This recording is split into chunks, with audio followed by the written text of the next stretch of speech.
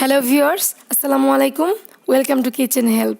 শুটকি প্রিয় লোকজনদের জন্য আজকে আবারও নিয়ে এসেছি শুটকির নতুন একটি আইটেম, আর সেটি হলো আলু দিয়ে বাঁশপাতা ভুনা। আসলে এই শুটকিটাকে বিভিন্ন নামে ডাকা হয়, কেউ ফেসা বলে, কেউ বাঁশপাতা বলে, কেউ ফয়লা বলে। এই রান্নাটি করার জন্য শুরুতেই আমি শুটকিটাকে ধুয়ে পরিষ্কার করে নিয়েছি। আমার চ্যানেলে শুটকির অন্যান্য ভিডিও যারা দেখেছেন তারা সকলেই জানেন যে শুটকিটা আমি কীভাবে পরিষ্কার করে থাকি। এখন পরিমাণ মতো তেলে শুটকিটাকে ভেজে নিচ্ছি। শুটকিটাকে তেলের মধ্যে ভালোভাবে ভেজে নেবেন, তাহলে এর মধ্যে থাকা উটকো গন্ধটা আর থাকবে না। শুটকিটা প্রায় ভাজা হয়ে গেছে, এখন একটি বাটিতে উঠিয়ে নিব। এবার পাত্রে এই তেলের সাথে আর একটু তেল অ্যাড করে নিচ্ছি। এখন তাতে দিয়ে দিচ্ছি আস্ত একটি রসুন কুচি ও 2টি মাঝারি সাইজের পেঁয়াজ কুচি। আমি এখন পেঁয়াজ আর রসুন কুচিগুলোকে কিছু সময় ভেজে নিব। পেঁয়াজ আর রসুনটা মোটামুটি ভাজা হয়ে গেছে, এখন এতে দিয়ে দিচ্ছি 1 চামচ পেঁয়াজ বাটা, 1 চামচ রসুন বাটা, 1/4 চা চামচ আদা বাটা। এখন মশলাটাকে কিছু সময় কষিয়ে নিব।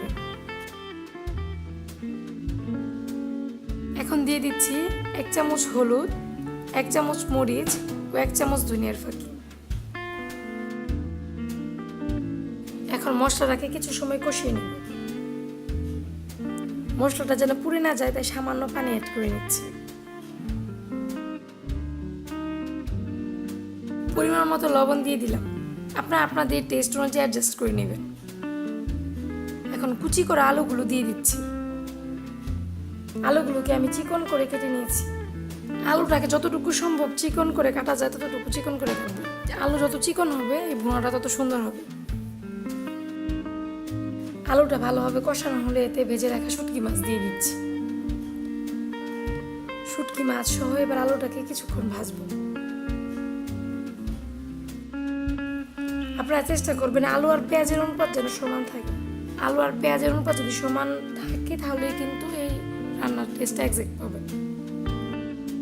এবার 3টা কাঁচামরিচ দিয়ে দিলাম।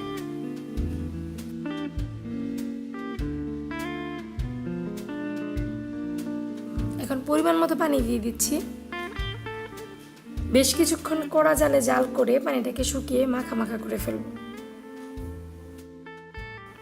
মাখা মাখা হয়ে গেলে নামিয়ে নিব। ব্যাস হয়ে গেল আমার আলু দিয়ে শুটকি ভুনা। কিচেন হেল্পের সঙ্গে থাকার জন্য অসংখ্য ধন্যবাদ। আল্লাহ হাফেজ।